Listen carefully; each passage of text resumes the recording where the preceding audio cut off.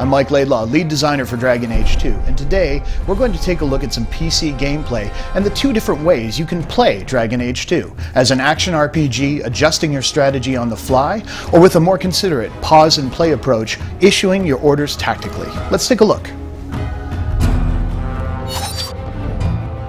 So let's take a look at how Dragon Age 2 plays if you tackle it like an action RPG. If you want to play in real time, you can absolutely do so.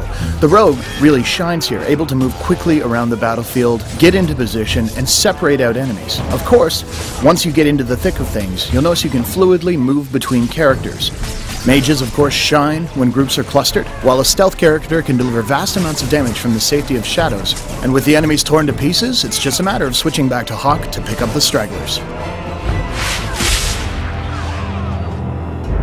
So you've seen how Dragon Age 2 plays as an action RPG, but what happens if we take the same situation and play it more tactically, pausing to issue orders?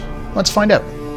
With the game paused, let's take a look at our situation. We have enemies that are going to move forward towards Aveline, our tank, so what we'll do is taunt them to ensure they cluster up around her. At the same time, we'll lay down a clever trap using a glyph of paralysis that should hold the majority of them in place. While we're at it, we have two groups of archers in the back, so using both of our rogues, we're going to toss miasmic flasks to stun them, taking them out of the fight for a short period of time as well. The enemy's approaching, they hit the trigger, perfect, they've fallen into our trap like we expected. And now we're able to cut down the back ranks using our archer to eliminate theirs while they're stunned.